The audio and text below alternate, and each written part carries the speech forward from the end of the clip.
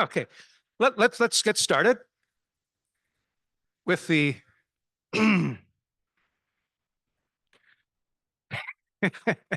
see, when we have a small intimate group like this, we can, have fun. All right, welcome to the Slavic Sounds session.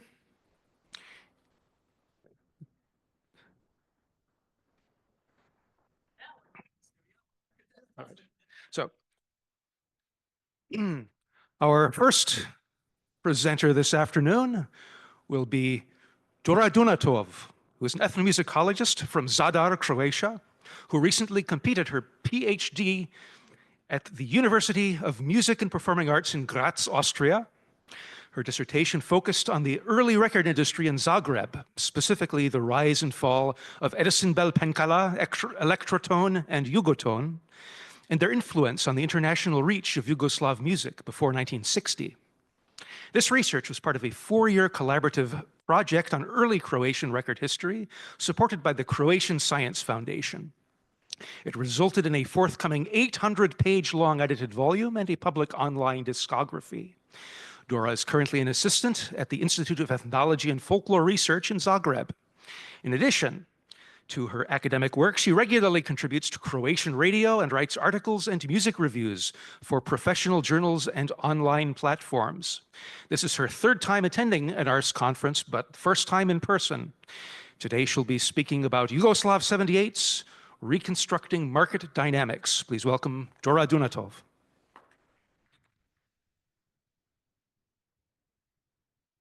Thank you, Patrick.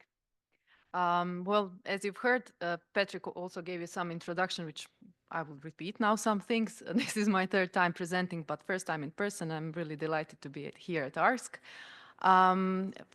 Each time I presented you some aspects of the early record industry in Yugoslavia. First time I presented on ethnicity and shellac records. The second time I presented on the overseas record market in South Slavic diaspora in the US. And this time I'll try to sketch out the market dynamics in Yugoslavia throughout the shellac period. Okay, so I have to say that this paper is based on my PhD research, which dealt with the Zagreb-based record production and circulation of the records on the domestic, which means Yugoslav, and foreign record markets.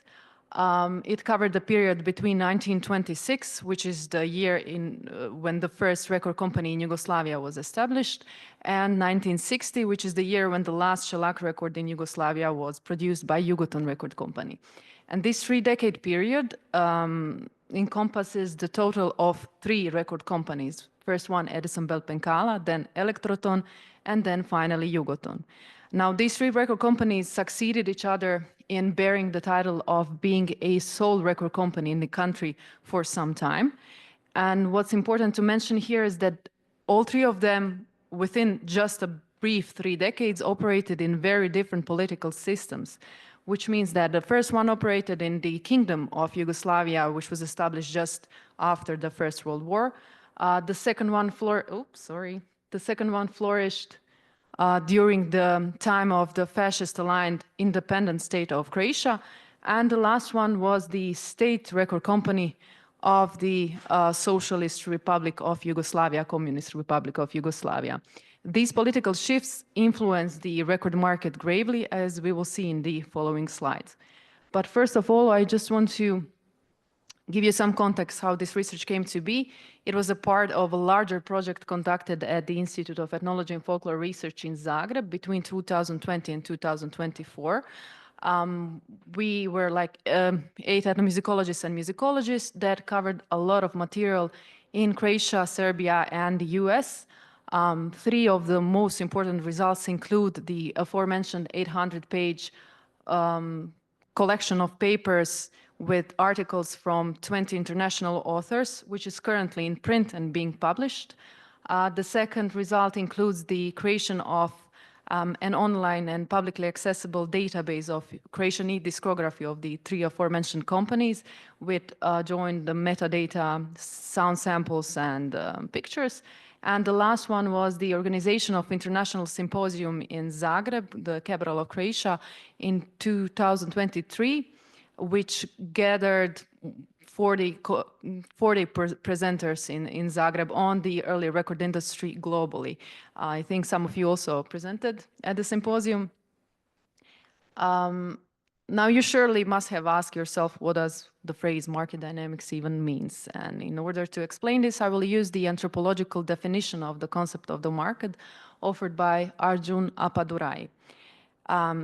This means that throughout the presentation, the market will be envisioned as a huge global arena or market arena with shifting players. Record companies will be like players in the arena that shift during the time. They come and go depending on their own situation. They also develop a network of collaborators. They have their own business strategies, and everything depends, of course, on the actual space where the market is taking place. For example, 1920s Yugoslavia, there was a drought.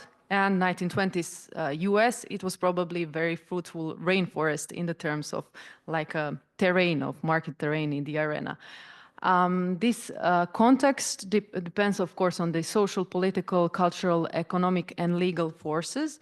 And in this presentation, even though I covered these aspects in my thesis, I will just cover political contexts. I don't have time to go in depth or in every of these aspects. I'll also go through the collaborator networks and business strategies or the most important business strategies of the three players that we are going to see. So the first player in this Yugoslav record market arena during the 1930s was Edison Bell Penkala. It was also the largest of the three aforementioned companies, since it was a subsidiary of British company Edison Bell, which gave it significant investment capital as well as very firm international background. Before Edison Bell Penkala, there was no domestic record factory in the country, and the market was supplied only by foreign record companies such as Odeon, Columbia, His Master's Voice, and smaller ones like Becca, Sonart, etc. So this fact of being the sole and the first record company in the country, Edison Bell Penkala leveraged heavily in the terms of marketing. It also created a broad domestic catalog of both folk and popular songs. And in this context, one of the most popular musicians at the time in Zagreb was Vlaho Paljetak, whose song Marijana, which we will hear now, became very popular internationally and was later covered by various international musicians in various languages.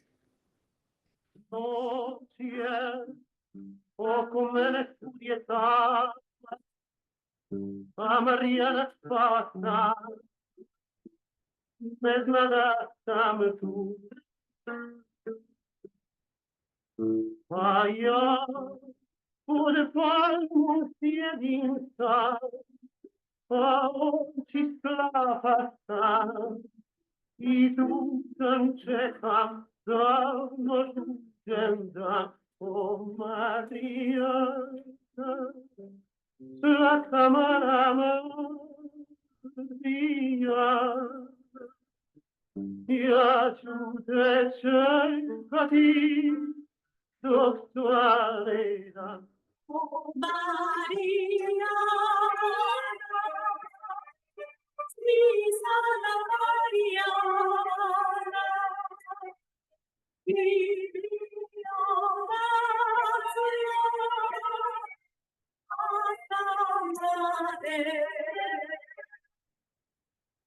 So if you didn't understand Croatian, maybe you understood Japanese. Marijana, Chisana Marijana. This is just one example of Japanese version. It was recorded in 1970s by Mari Amachi. It was the name of the female singer.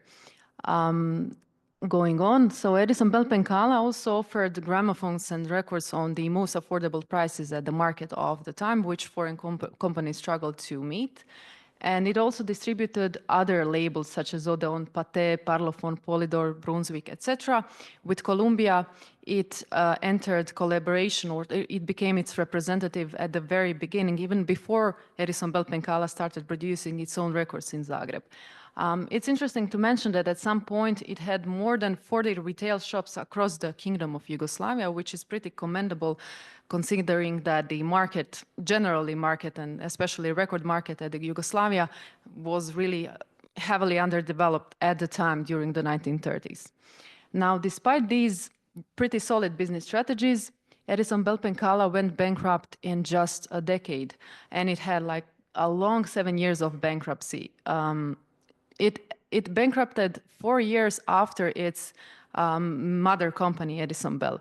One of the reasons for its bankruptcy was really a poor management, especially of its British director, Abraham Bernard Goodman, who was accused for in-house theft. He stole a lot of physical material from the company, not just money, like just mundane things like rugs from the company, like rugs on the floor. Another problem was overproduction. For example, in 1930s, or especially in 1930, it produced more than 400,000 records, and it sold less than a half. It also lost a local control after all of its shares were sold to another Edison Bell subsidiary, Edison Bell International, which was dealing with foreign markets for Edison Bell. And the economic crash of the 1930s didn't help with its situation. So by the end of the Second World War, Edison Bell Penkala's assets were nationalized by the newly rising communist government in the country, and the company just ceased to exist. Now, in the meantime, during the 1930s, another domestic player appeared on the market, and it was Elektroton Record Company. Now, unlike Edison Bell Penkala, Elektroton Record Company was a family business founded by spouses Dragutin and Zora Križanec, who initially started operating in Ljubljana, the capital of Slovenia, but also part of Yugoslavia, Kingdom of Yugoslavia. Down on the slide, you can see some of the imported records and recordings they sold even under their own label. Their most important business move was its expansion to Zagreb just months after Edison Bell Penkala went bankrupt and opened the space in the market for Elektroton to expand. Elektroton then rented out a very glamorous music salon that Edison Bell Penkala was previously very proud of. After Zagreb, it expanded to other Yugoslav cities like Belgrade, Novi Sad, etc. Now, at the beginning of the 1940s, Yugoslavia entered the Second World War, and soon it fell apart. And Zagreb became bordered within a newly established fascist-aligned independent state of Croatia. And this country needed propaganda records, and it needed to be supplied by foreign records in this very complicated, politically complicated time. And at that point in the history, Elektroton became the only active company in the country, so it made a fruitful collaboration with the government. It became its dominant supplier, and the government became Elektroton's most important consumer during the Second World War. And apart from importing foreign records, at the time during the war, especially from the German Lindstrom group, it was Odeon label, and from Italian Cetra and Phonit record companies, as well as German Crystal. Elektroton also heavily collaborated during the Second World War with Czech ESTA, as well as Bulgarian Orfej record company, which supplied market with Yugoslav domestic recordings. Now, as you can see on the slide, this particular ESTA record, Polka bez kapelnika, was, I don't know why, but it was the best-selling record in Yugoslavia during the Second World War. I would like you to hear what kind of a record was the most popular at the time.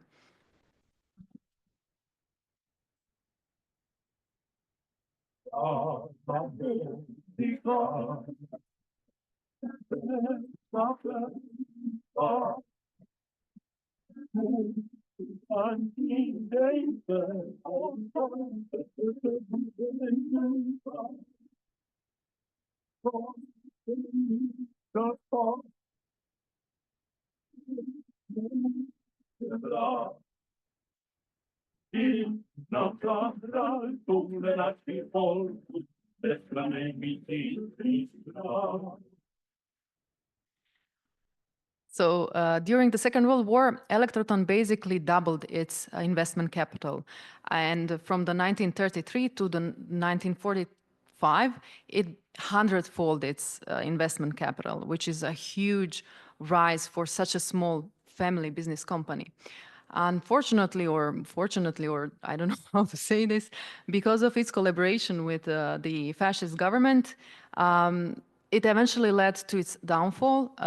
In 1945, Zagreb was liberated by, again, newly established communist government in Croatia, or then to be second Yugoslavia.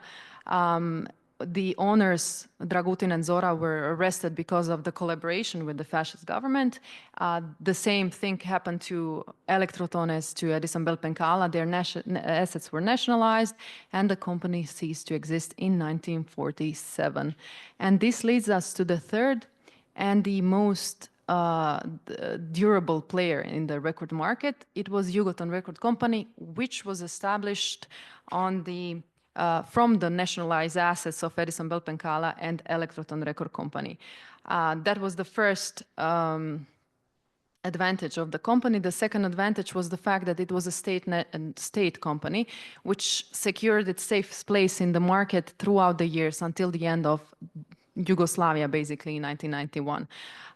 This means that besides Jugoton, the first decade, there was no other record company in the country, and there were no imported recordings apart from those that Jugoton imported under its own label.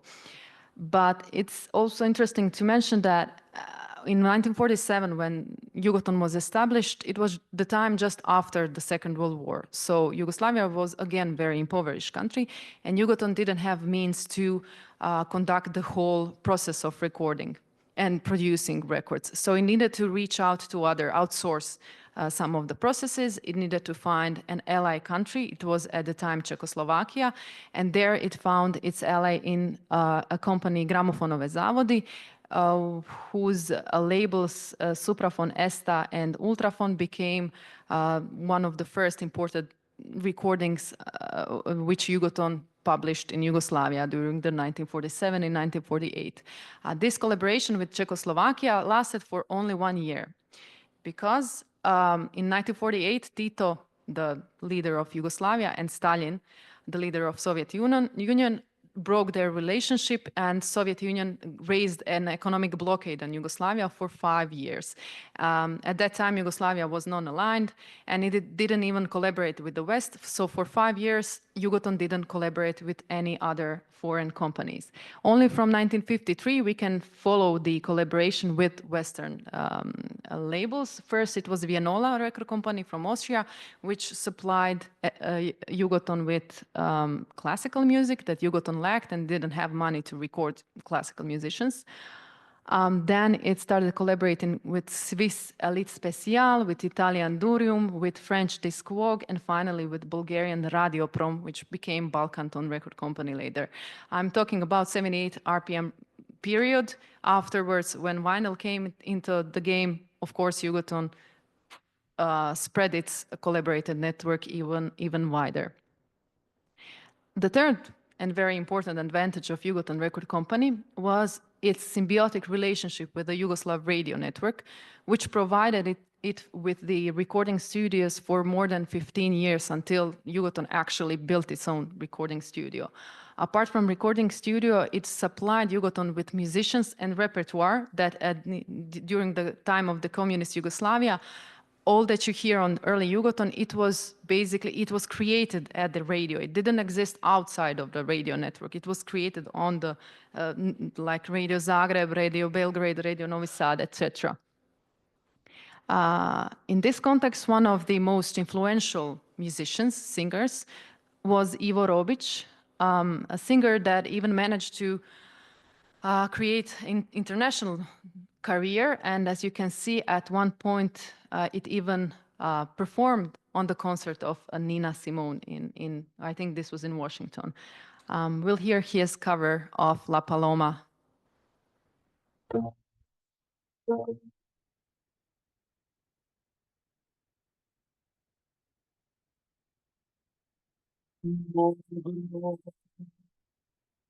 Adie posso da tu ci spie. Na tanto come in età del civile.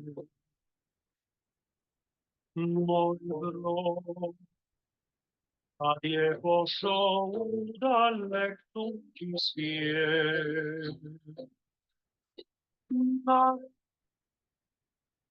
tanto come in età del civile. Involucrate dolenti, in catena ljubav i žarke sjeti. Neka ti vjeri voluptate dolenti, in catena ljubav i žarke sjeti.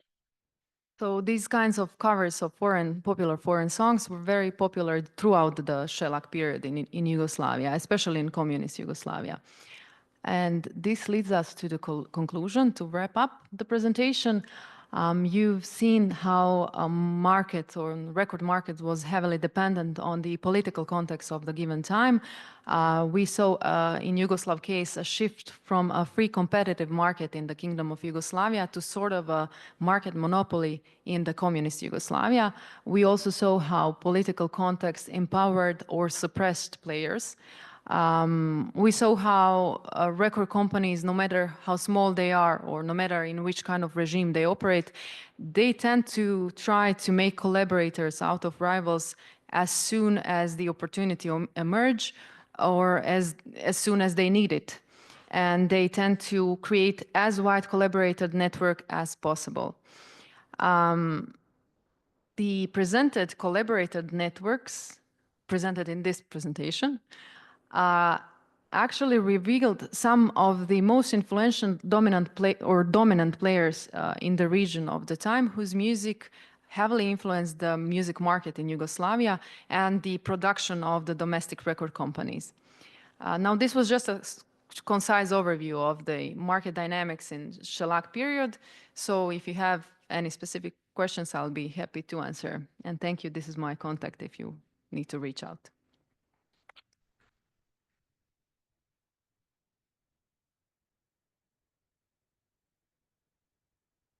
Thank you, Dora. We have some time for questions. Mike Beal.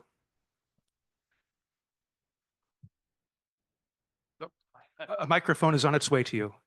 You're welcome to use this one or... Is the industry mostly in Zagreb? It's not in Ljubljana as well, or any of the other major state cities? Is this working? Yeah. So these three companies were Zagreb-based, and throughout the shellac period, the factory was all three factories were in Zagreb. I mean, Elektroton record company did operate in Ljubljana for some time, but there it only produced imported recordings under Elektroton label. So it didn't really record anything during its time in Ljubljana. It only recorded during its time in Zagreb. There was a small record company in Belgrade at the beginning of the 1950s, which I didn't mention purposely because it wasn't really, it's not clear yet. The research is just being active, but it's not clear whether it was even supposed for domestic market or it was supposed for foreign trade or just to give somebody that comes to Croatia. It was a part of a Belgrade radio station, the Jugodisc label. Were there private recording studios also? No private recording studios. So these three companies, the only companies. We have a question over here. I'm just curious, with the first company that you were talking about and their overproduction, where they had about 50% of their records that went unsold, do you know what happened to those? Yes. So again, it's not, we have like we had a bunch of old papers of the bankruptcy period. We didn't have any kind of material before bankruptcy period, and this is solely thanks to the guy that led bankruptcy process, who was very like ethically straight, and he has written everything. And from those papers, we know that a lot of those old records, since they were all, if they were produced in 1930s, and the bankruptcy period went in 1937 onwards, so those records were really old. Some of them were just destroyed and remade into new presses, which came. Some of them were just broken and thrown away. And when it was the time of like preparing for war and during the war, some of it went to war purposes for like I don't know how to say it in English, for material for making some other stuff for war. We have an online question from Ferenc. First, he says, "Hi, Dora and Philip and all of my colleagues there.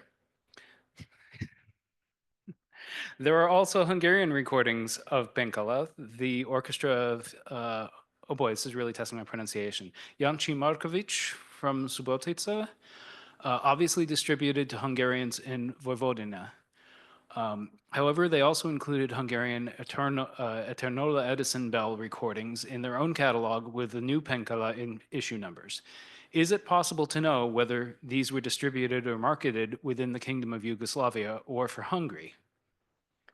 Is it possible to know whether they were distributed in Yugoslavia? Is that a question? Yes, or marketed for Yugoslavia, or whether it was for Yugoslavia or for Hungary.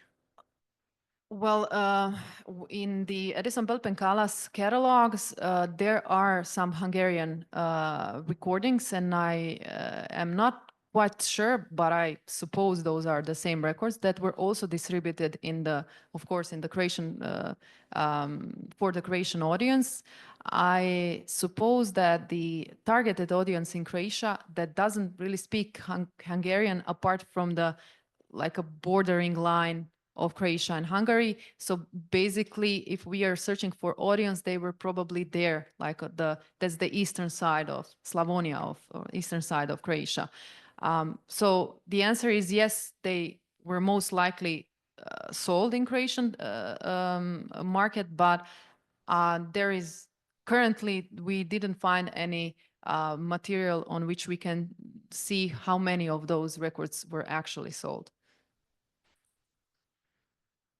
I'll just throw in a quick question of my own. So you described these two phases in the history of Elektroton, before and after this collaboration during the Second World War. Is there a noticeable change in repertoire between those two phases? That is, what could and couldn't be released? Like during the wartime. Well, yeah, that's an interesting question. So we were also looking into that, whether like the political situation influenced the choice of the repertoire, whether some of those recordings couldn't be produced. Surprisingly, actually, there was like one part of the repertoire that featured a Serbian singer at the time, with of course like love chansons and stuff like that, but it was a Serbian singer.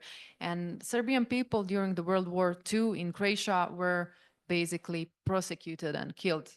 It was just a political situation was like that. So that's why I say surprisingly, Elektroton went with those recordings during the Second World War, even though it the normal thinking of the time would probably be no. So it probably went, I don't know, even maybe under the radar of the government.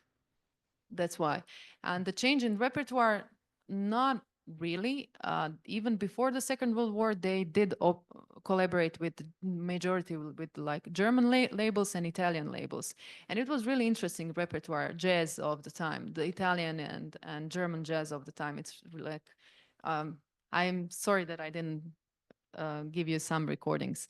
Yeah, another change that was evident during the Second World War, that it didn't collaborate with Brunswick anymore. And Brunswick was the label that brought American records in the Kingdom of Yugoslavia. So during the Second World War, there was no Western, or in this sense, like American recordings in the independent state of Croatia.